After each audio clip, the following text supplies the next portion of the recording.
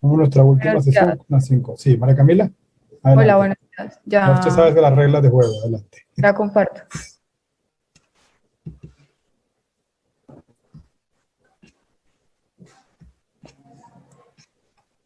Bueno, buenos días a todos. Mi nombre es María Camila Pérez, residente de tercer año de Pediatría, Universidad ICES y Fundación Valle del Lili. Hoy vamos a hablar sobre este caso que es tan interesante de síndrome multiinflamatorio sistémico pediátrico por SARS-CoV-2 asociado a tromboembolismo pulmonar.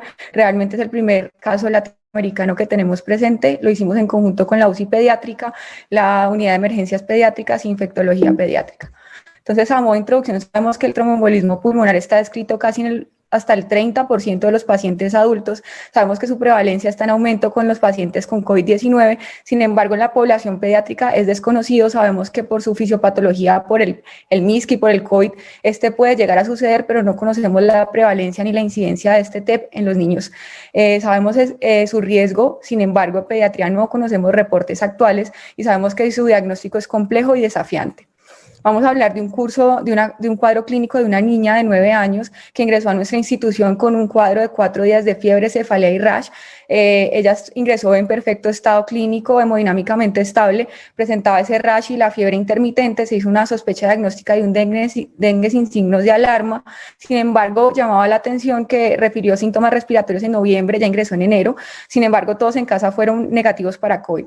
En ese momento se decidió realizar un hemograma y pues pruebas para dengue. El dengue fue negativo, el hemograma mostró una ligera leucocitosis sin trombocitopenia. Sin embargo, la paciente persistía muy sintomática. Se realizaron pruebas de reactantes de fase aguda, las cuales fueron ligeramente elevadas, pruebas de función renal y hepática normales. Se decidió hospitalizar para vigilar su evolución porque persistía con fiebre y deshidratación. Presenta pues una evolución tórpida, un episodio de saturación, persiste febril, taquicárdica.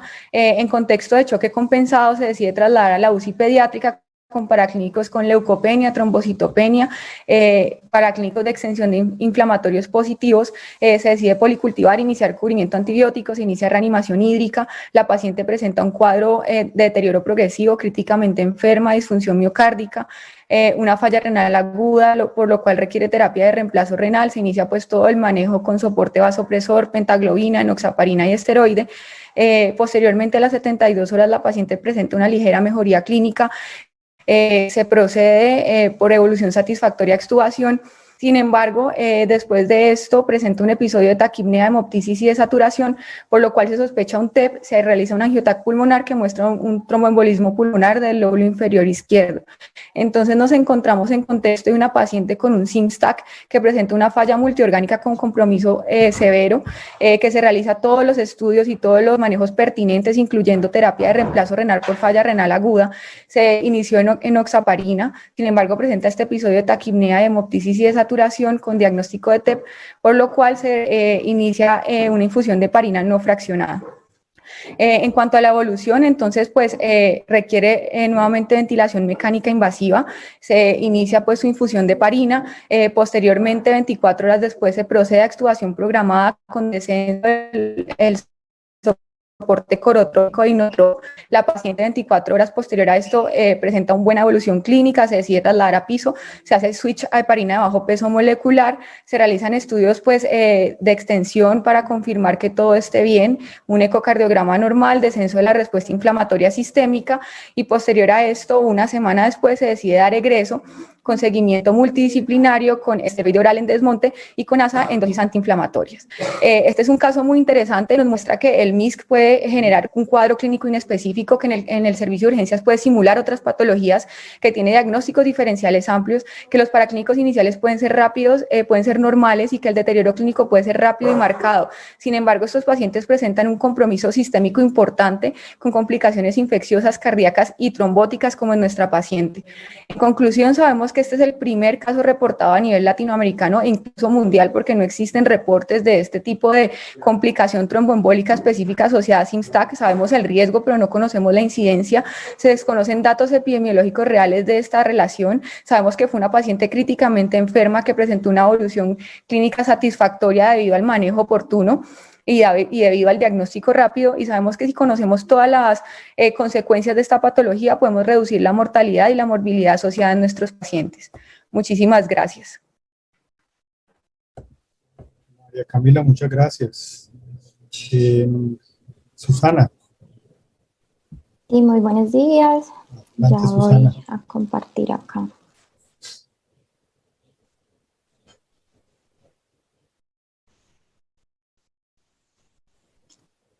Listo, no sé si de pronto ya están viendo la presentación. Muy bien, sí, está muy bien, Susana, adelante. Listo, perfecto. Entonces, mi nombre es Susana Gómez Rojas, fellow de endocrinología pediátrica de la Universidad de Antioquia. El caso clínico que les traemos para el día de hoy se titula Síndrome de Klinefelter, una etiología de trastorno de diferenciación sexual subdiagnosticada.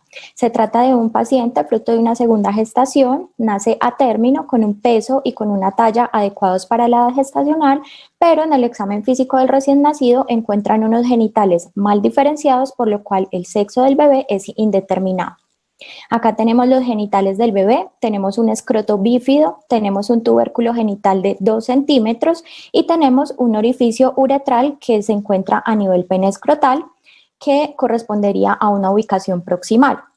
Cuando tenemos gónadas palpables en escroto o en pliegues labioscrotales, presumimos que se trate de un paciente 46XY subvirilizado. En este caso, tenemos entonces un paciente con un meato uretral proximal, un micropene y ausencia de fusión labioescrotal, que corresponde pues a una subvirilización. Entonces nos estamos enfrentando ante un paciente con alteración del desarrollo sexual que se considera un conjunto de condiciones genéticas en donde el desarrollo del sexo cromosómico, gonadal y anatómico es atípico. La incidencia individual de estas alteraciones es de 1 en 4.500 a 1 en 5.500 recién nacidos, y tener en cuenta que se trata de una urgencia tanto a nivel clínico, porque podemos estar enfrentados a una entidad como la hiperplasia suprarrenal congénita que amenaza la vida del paciente, como una urgencia a nivel psicosocial por todo el estrés y la ansiedad que genera en el entorno familiar de estos pacientes.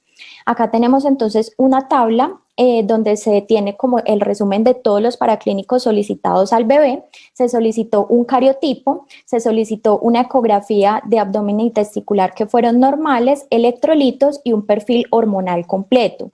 Dentro de ese perfil hormonal que se tomó el tercer día de vida, nos llamaba la atención unos niveles de 17-hidroxiprogesterona, que si bien no estaban tan elevados para hacer diagnóstico de hiperplasia suprarrenal congénita, sí estaban elevados para la edad y para el peso del paciente, asociado a un cortisol que venía en descenso y unos niveles de ACTH elevados, por lo cual se consideró una hiperplasia suprarrenal congénita como uno de los diagnósticos causantes del trastorno de diferenciación sexual en este paciente. Posteriormente se solicitó un cortisol pre y posestímulo con ACTH que fue normal, por lo cual se descartó esta entidad, y a los 40 días de vida llega el resultado del cariotipo 47XXY con un cromosoma X extra, como se ve acá, compatible con un síndrome de Klinefelter como causante del trastorno de diferenciación sexual en este paciente. El síndrome de Klinefelter es la neuploidía de cromosomas sexuales más común en el hombre. Se presenta con hipogonadismo hipergonadotrópico. La prevalencia es muy alta, más o menos 1 en 1000 a 1 en 500 según las subclases. En este caso era la forma clásica, que corresponde al 80 al 90% de los casos. Y como mensaje grande que queríamos dejarles con este caso clínico es tener en cuenta que el síndrome de Klinefelter es una entidad que es frecuente, que es causante de trastorno de diferenciación sexual y que actualmente está subdiagnosticada. En la literatura reportan que aproximadamente un 50 a un 75% de estos pacientes nunca se diagnostican, y es un reto para nosotros hacer un diagnóstico, digamos, de forma oportuna, porque como vemos acá en esta tabla, los signos y los síntomas son muy escasos en el momento del nacimiento. El paciente se puede presentar simplemente con una criptorquidia, un micropene o una hipospadia. Ya más adelante, incluso en la edad adulta, hay más signos y síntomas de la enfermedad, pero es importante realizar un diagnóstico de forma temprana para mejorar el pronóstico de estos pacientes. Muchas gracias. Muchas gracias, Susana. Seguimos con María Camila Pérez otra vez, por favor.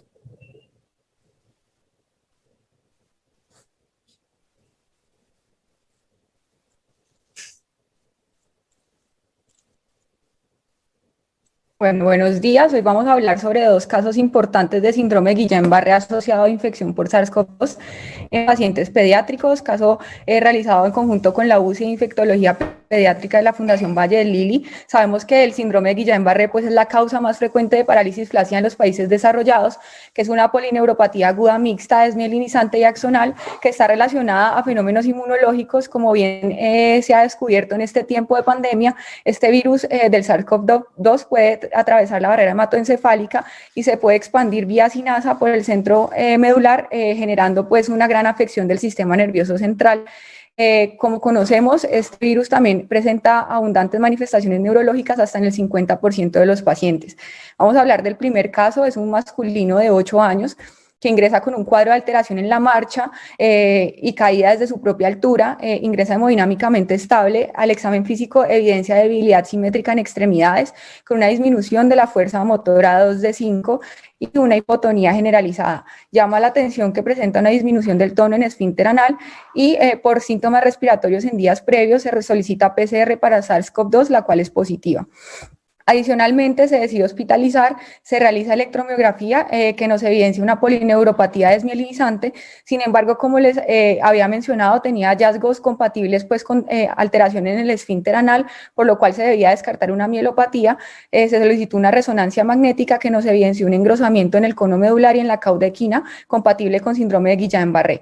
Se solicitaron estudios de extensión para descartar otros patógenos, los cuales fueron totalmente negativos. Se inició manejo con inmunoglobulina, la cual se dio por 2 días, sin embargo el paciente no presentó mejoría clínica, presenta un deterioro marcado dado por falla ventilatoria, por lo cual requiere ventilación mecánica invasiva e intubación orotraqueal. Posteriormente se decide iniciar plasmaféresis, se realizan 7 sesiones, 5 diarias y 2 interdiarias. El paciente presenta una mejoría motora y sensitiva marcada con esta plasmaféresis. Posteriormente presenta disautonomía, la cual es manejada con propanolol, y finalmente presenta una mejoría clínica importante con recuperación de la fuerza y deambulación por sus propios medios. Se decide dar egreso con seguimiento, con terapia física y terapia ocupacional. El segundo caso es un masculino de 10 años con un antecedente de asma no controlada, ingresa en contexto de una falla ventilatoria que requiere ventilación mecánica e intubación orotraqueal, soporte vasoactivo, vigilancia en la UCI pediátrica, se inicia cubrimiento antibiótico por sospecha de sobreinfección y se inicia esteroide más anticoagulación. El paciente, pues por sus síntomas respiratorios, se le solicita un antígeno para SARS-CoV-2, el cual es positivo al ingreso. Presenta una evolución tórpida por dificultad en el descenso de los parámetros ventilatorios, por lo cual requiere una traqueostomía al día 21 de ventilación mecánica. Posterior al destete de la pseudoanalgesia y a la recuperación pues, del estado de conciencia, presenta una hipotonía generalizada, una cuadriplegia flácida y una ausencia de reflejos. Se realizan pruebas de extensión, las cuales son totalmente negativas. Se realiza una electromiografía que evidencia una polineuropatía desmielinizante. Por el cuadro del paciente y la cronicidad y adicionalmente por la presencia de acceso se inicia plasmaféresis por 5 días con una adecuada respuesta, con un soporte ventilatorio que se indica en descenso. Se decide trasladar a piso por buena recuperación neurológica, se realiza rehabilitación y se da egreso a casa con recuperación de la movilidad y la sensibilidad, la cual está recuperada totalmente actual. Vamos a hablar ya para terminar de la discusión de los casos. Sabemos que hay 4 casos descritos de síndrome de Guillain-Barré asociado a SARS-CoV-2 en la literatura pediátrica. Esos son los 3 primeros. Sin embargo, quiero resaltar que en este cuadro vemos los últimos 2, los cuales son nuestros casos, que son los primeros descritos a nivel colombiano, y en donde tenemos el primer caso con síntomas atípicos, como fue el caso número 1. Sabemos pues que el compromiso neurológico en el SARS-CoV-2 cada vez es más frecuente y más importante, que es hasta el 50% de los pacientes. Esos son los primeros casos reportados a nivel colombiano y es el primer caso con síntomas atípicos. Sabemos que es raro, sin embargo, tenemos que estar alertas y atentos para hacer un diagnóstico temprano, individualizar a los pacientes, hacer un seguimiento y un tratamiento oportuno. Y es fundamental la rehabilitación en estos pacientes. Muchísimas gracias.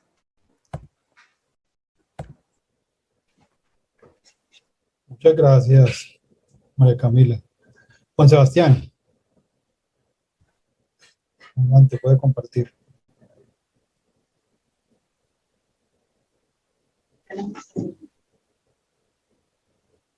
¿Me escuchan bien? Lo escuchamos bien, adelante. Listo. Muy buenos días a todos. Bienvenidos a mi presentación. Mi nombre es Juan Sebastián Herrera Flores. El día de hoy les vengo a presentar el caso clínico síndrome cerebro-oculonasal, la importancia de las dismorfologías. Estos son mis coautores y el síndrome cerebrocolonasal previamente ya ha sido descrito a lo largo de la literatura, tiene su propio código MIN y es un síndrome que todavía no se conoce la causa específica. El diagnóstico es netamente clínico y se basa en las manifestaciones fenotípicas y haciendo la revisión de la literatura que se hacen a nivel mundial para todos los casos clínicos, encontramos que hay 24 casos y que uno de esos casos es diagnóstico prenatal. En cuanto al caso clínico, vemos que es hijo de una madre de 21 años, producto de primera gestación, padres no consanguíneos y un perfil TORCH negativo. En la ecografía prenatal se encuentran algunas malformaciones mayores como fisura nasopalatina y unos dedos superpuestos, lo que hace llevar al paciente a una neuroultrasonografía realizada por uno de nuestros autores, encontrando macrocráneo, surcos y algunas alteraciones a nivel del cuerpo calloso y de crecimiento cortical. En cuanto al paciente, se le realizó cariofish en el momento prenatal con resultado normal y el paciente fue llevado a lo que es a término parto por cesárea con buena adaptación neonatal y con unos datos antropométricos por encima del percentil 97. Ahora, en la descripción del caso clínico tenemos un paciente con una macrocránea, unas diastasis de las suturas, unos pabellones auriculares con implantación baja y rotados posterior, una microftalmia, una hendidura nasofacial que va hasta la fosa lacrimal y un proboscis nors con su hendidura palatina. Esto pues nos llevó a la revisión de la literatura con el diagnóstico específico del síndrome cefalooculonasal y pues con estas características clínicas descritas en la literatura fue que hicimos las conductas terapéuticas para el paciente con un manejo multidisciplinar. Ahora, se van a preguntar, ¿por qué la importancia de la desmorfología? Y es que encontramos que en los casos tan difíciles como este, tenemos aplicaciones como Phenomizer, que es una página web que mediante la búsqueda de similitudes semánticas en ontologías vamos a utilizar las diferentes descripciones fenotípicas del paciente como el proboscis, como la macrocefalia, como pues, la noftalmia, que nos va a dar una lista de posibles diagnósticos genéticos y aquí no adivinan en qué se encuentra este paciente. Se encuentra en la posición número 3, lo que nos facilita la búsqueda de la bibliografía de este paciente, encontrando artículos como por ejemplo este artículo que describen 13 casos de pacientes con ese síndrome y con sus descripciones fenotípicas muy similares a nuestro paciente. En cuanto a la descripción de la literatura, hicimos esta tabla compilando todos los pacientes, los 24 pacientes descritos, y nuestro paciente va a estar descrito como en negrilla y con asterisco. Para la procedencia, la mayoría de los pacientes fueron de países como Turquía y Brasil, y en el sexo predominó ligeramente un poco más lo que es el sexo masculino.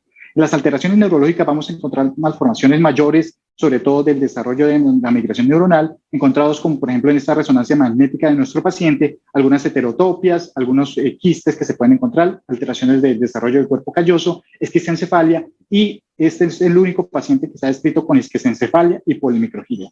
Y pues como ya habíamos descrito previamente, algunas otras alteraciones craneofaciales que describe como por ejemplo alteraciones en paladar, frente ancha e hipertelorismo. Ahora, ¿por qué es importante eso? Porque nuestro paciente tuvo una ventaja que no tuvieron la mayoría de pacientes y es que tuvo un diagnóstico prenatal. Sin embargo, a pesar de tener esto, tener ecografías prenatales, se comparten muchas veces las malformaciones mayores craneofaciales con otras cromosomopatías, lo cual pues todavía tenemos ciertas limitantes en esto. El estudio genético es importante porque todavía no se ha descrito una mutación puntual en este caso y es necesario hacer estudios mucho mayores como por ejemplo un exoma en este paciente. Y del diagnóstico al manejo es que ya teniendo la clasificación del paciente, el diagnóstico y la literatura junta, podemos hablar con los padres para hablar sobre la propuesta de manejo y el pronóstico que se le puede dar al paciente, sobre todo dado sus alteraciones del sistema nervioso central. Ahora, del fenotipo al diagnóstico, recordemos que teniendo claro lo que son las características fenotípicas del paciente, nosotros podemos utilizar estas tecnologías diagnósticas como lo que es Phenomizer, como lo que es Face2Gene a través del análisis facial, que nos va a mejorar lo que son los tiempos en el diagnóstico y reducir lo que son los tiempos y el diagnóstico, mejorando la calidad de vida de nuestros pacientes. Muchas gracias por la atención. Acá les dejo mi correo y el código QR para acceder a esta charla y a la bibliografía utilizada en esta presentación. Gracias, Juan Sebastián. Nuestro último expositor, José Rodolfo Aragón. Después de José Rodolfo tenemos una sesión de preguntas. Adelante, podemos ver las diapositivas. No lo escuchamos ni lo vemos. Hola, muy buen día. Sí. ¿Me escuchan? Sí, señor. Hola, muy buenos días a todos. Mi nombre es José Aragón, que en compañía del doctor Andrés Arias traemos el siguiente caso denominado síndrome de Guillain-Barré atípico posterior a gastroenteritis aguda autolimitada por Campylobacter. Tenemos que el síndrome de Guillain-Barré es la causa más común de parálisis flácida aguda en todo el mundo. Se presenta con una incidencia de 1 o 2 por cada 100.000 casos. Afecta en promedio 100 personas por cada año en todo el mundo. Se asocia a múltiples patógenos, ya sean virales o bacterianos. Su etiopatologenia no está muy clara, sin embargo, en algunos patógenos se ha identificado que el mimetismo molecular de los gangliósidos humanos prooliposacáridos del patógeno se han encontrado relacionados con el daño directo. Entonces traemos el siguiente caso. Se trata de un paciente de 6 años sin antecedentes patológicos ni perinatales, con vacunas al día, que consulta por dolor y limitación. Al ingreso estaba con adinamia, astenia, dolor en pierna derecha, coger y limitación para la marcha de un día de evolución. Al ingreso estaba el paciente hipertenso, taquicárdico, con resto de signos vitales dentro de parámetros normales. Y además se encontraba el paciente álgico, con Romer positivo, marcha táxica, no había compromiso de pares craneales, había limitación y dolor en gastronemios y disminución de los reflejos osteotendinosos y parecias en miembros superiores. Al ingreso se le realizan paraclínicos, inicialmente una tomografía cerebral que está normal, estudios en sangre como hemograma PCR, función hepática, renal, enzimas musculares y ionograma, y se descartó infección por SARS-CoV-2. Ante estos hallazgos se deja el paciente en observación. Es valorado al día 2 de estancia por neurología y fisiatría, quien ordena resonancia magnética que está dentro de parámetros normales. Estudios de líquido cefalorraquídeo que se encuentra dentro de parámetros normales. Al día 3 es valorado por infectología, quien tras interrogatorio materno, la madre expresa que 2 semanas antes al cuadro actual venía presentando deposiciones líquidas en número de 2 que fueron autolimitadas, asociado a dolor abdominal y un pico febril. Ante estos hallazgos y el examen físico se consideró un posible Guillain-Barré atípico. Se inicia manejo con inmunoglobulina y se solicita Filan-Ray gastrointestinal, encontrando Campylobacter detectado en esta muestra. Días posteriores a la administración de inmunoglobulina, el paciente avanza hacia la mejoría. El día 7 de estancia se realiza una electromiografía que nos reporta hallazgos compatibles con síndrome de Guillain-Barré, teniendo en cuenta la variante motora axonal agudo. Posterior a esto, el paciente fue dado de alta y con seguimiento con fisiatría, con seguimiento ambulatorio, observando gran mejoría del dolor y la movilidad. Entonces, teniendo en cuenta lo anterior, tenemos que la debilidad es generalizada, asimétrica y comienza en ambas extremidades y va ascendiendo. Es lo que se reporta, pues, lo característico del Guillain-Barré. Sin embargo, nuestro paciente observamos que debutó con dolor y había debilidad, sobre todo posterior al dolor, muy acorde a lo reportado en otras literaturas donde dice que en la población pediátrica generalmente el dolor difuso y severo puede preceder al inicio de la debilidad. Como tal, la etiopatología de esta entidad no está muy clara, sin embargo, sí se observa relación con diferentes patógenos, incluso con Campylobacter en un 30 o un 40%, y nosotros lo logramos identificar a través de Filan-Ray. A su vez, teniendo en cuenta las variantes, vemos cómo existe una asociación etiológica entre Campylobacter y la variante axonal motora, pues, observando que este tipo de lesiones se relaciona con este patógeno. De igual forma, insistir en que el diagnóstico y el inicio temprano de tratamiento como la inmunoglobulina va a mejorar el pronóstico hasta en un 70% de los pacientes, según esta revisión encontrada en pacientes que cursaron con Guillain-Barré en la pandemia actual. Teniendo en cuenta esto, pues el paciente que manejamos con inmunoglobulina en las primeras horas tras el ingreso, pues mejoró satisfactoriamente. Y como conclusiones tenemos que los cuadros sospechosos de Guillain-Barré se deben tener en cuenta antecedentes respiratorios y gastrointestinales, a su vez tener presente las diferentes formas de presentación en relación con las variantes clínicas. De igual forma se debe hacer búsqueda de posibles agentes etiológicos desde el inicio de la enfermedad, lo que permite soportar el diagnóstico, orientar al mejor curso de tratamiento y pudiendo impactar favorablemente en el pronóstico de la enfermedad. Muchas gracias. Muchas gracias. Les pido un favor a los presentadores que se pongan atentos y preparados para la sesión. No sé, Mónica, Claudia. Ornella, Juan Pablo,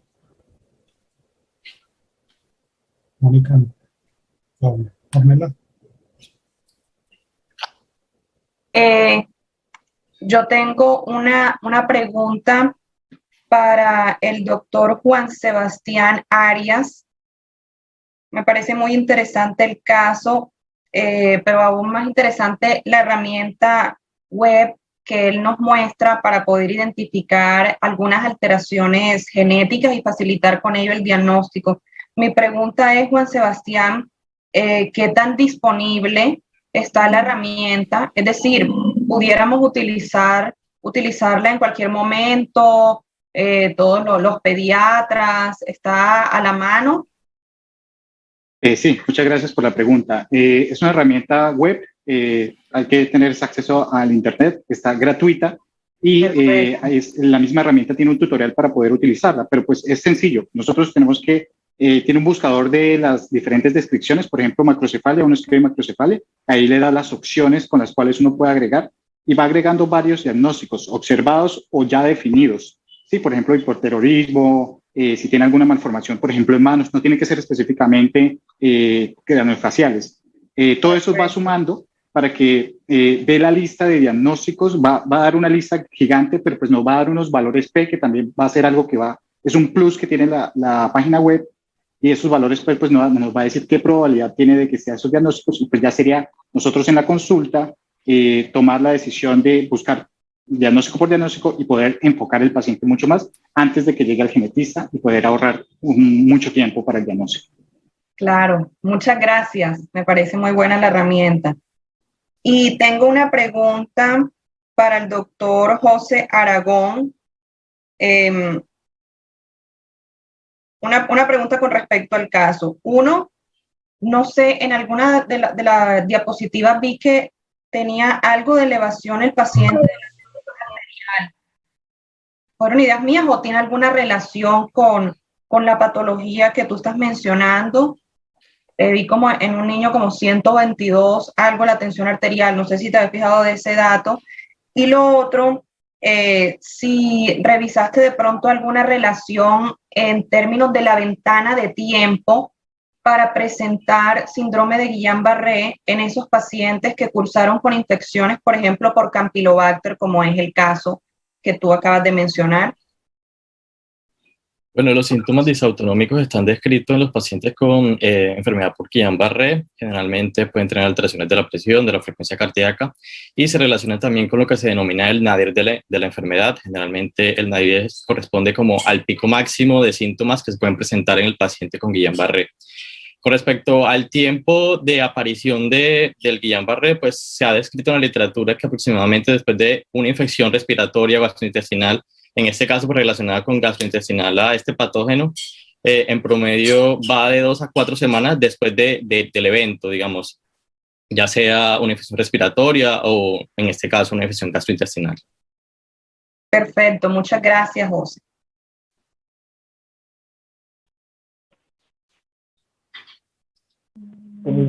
Pablo tiene preguntas, sí, adelante. Sí, tengo preguntas. Primero, felicitarlos a todos, colegas. Interesantes todos sus casos que han presentado. Y en especial quiero felicitar a la doctora María Camila Pérez. A lo largo del Congreso le conté 4 o 5 trabajos que presentó. Eso es muy loable en su acción como pediatra. Y para ella tengo 2 preguntas. Con respecto al caso de síndrome multiinflamatorio sistémico asociado a tromboembolismo pulmonar, el reporte del primer caso latinoamericano, utilizaron inmunoglobulina G enriquecida con IgM e IgA, el nombre es pentaglobin. ¿Por qué utilizaron esta inmunoglobulina enriquecida versus no utilizar solamente globulina G? La primera pregunta. Y la segunda pregunta con respecto al síndrome de Guillain-Barré asociado a SARS-CoV-2, y le descartaron precisamente también lo que expuso el compañero José Rodolfo, o sea, descartar Campylobacter. Bueno, en primer lugar, la inmunoglobulina utilizada fue pentaglobina por disponibilidad, más que todo institucional. Y la segunda respuesta es pues en los pacientes ninguno tuvo síntomas gastrointestinales, netamente ambos tuvieron síntomas respiratorios, se descartó lo principal, exactamente Campylobacter no se descartó, pero no hubo síntomas gastrointestinales previos. Entonces, pues se asumió que no, que los pacientes probablemente, además asociados a un aislamiento de SARS-CoV-2, probablemente este síndrome de Guillain-Barré estaba asociado pues a la patología pues por COVID que está descrito más que todo en adultos. Sin embargo, en pediatría cada vez tenemos más casos, pues como les dije en la revisión pues que se hizo del Scoping Review, tenemos 4 casos internacionales y acá hemos tenido 2, hay como 2 en Brasil también. Entonces, pues realmente se asoció directamente a esta patología. Muchas gracias, doctora María Camila. Bueno, muchas gracias a usted, doctor. Una pregunta para José y que ustedes encontraron FilmArray positivo para Campylobacter. No sé si usted alcanzó a revisar la validez diagnóstica del FilmArray gastrointestinal para Campylobacter. ¿Tiene clara la sensibilidad y la especificidad de esta prueba para identificar, o al menos algún dato que le permita uno decir, FilmArray intestinal, qué tan bueno es para este resultado? Bueno, en general, FilmArray es una plataforma que trabaja pues, en función de PCR, detectando PCR pues, de los diferentes patógenos que están dentro de la plataforma. Entonces tiene una alta sensibilidad y especificidad, sobre todo con la clínica del paciente. Es decir, el paciente que tiene una clínica sugestiva de cierta infección y se le hace el FilmArray, pues nos da mayor sensibilidad y especificidad ante estos patógenos. Si bien en ocasiones, sobre todo cuando se revisa FilmArray gastrointestinal o respiratorio, generalmente ellos arrojan o se ha encontrado que en general puede que hayan floras microbianas que salgan positivas en los resultados de FilmArray. Es decir, se pueden aislar 1 o 2 o 3 patógenos y generalmente eso tiende como a causar cierta confusión, pero en nuestro caso pues le dimos bastante validez teniendo en cuenta los síntomas gastrointestinales previos que tuvo el paciente. Perfecto. Y de entrada, pues por supuesto que con todo lo que pasó, con el caso que pues, ponen y ese aislamiento, pues básicamente es natural asociarlo al Campylobacter. Sin embargo, el FilmArray tiene dificultades, no es precisamente la mejor prueba para identificar ciertos patógenos intestinales. El hecho de que tengamos un Campylobacter ahí no necesariamente quiere decir que esa es la causa. Probablemente lo es, pero yo he leído reportes de cerca del 60% de FilmArrays que no son confirmados con cultivos, entendiendo las limitaciones que también tiene el cultivo de materia fecal, que tampoco es una maravilla. Entonces, simplemente entender que el FilmArray, y también ocurre con el sistema nervioso central, la posibilidad de positivos está todavía ahí latente y queda uno con las dudas y verdaderamente. Si no encontramos otra causa, pues yo entiendo que ante todo esto se puede asociar, pero no es precisamente la prueba para uno decir que está completamente convencido de que fue el Campylobacter, solo para que tengan en cuenta eso. No sé si tiene alguna otra pregunta, Ornella, Juan Pablo, Mónica, Claudia. No, perfecto. Bueno, perfecto, entonces con esto damos terminado por la presentación de los trabajos. Los felicitamos a todos de parte de los jurados. Ha sido una maratónica jornada toda la mañana y el día de ayer. Estudios interesantes también para los reportes de casos y estaremos los jurados analizando sus presentaciones, sus abstracts y dando un veredicto que escucharán mañana los que ganen los primeros puestos. Nuevamente felicitaciones y que tengan toda una feliz tarde. Muchas gracias. Muchas gracias.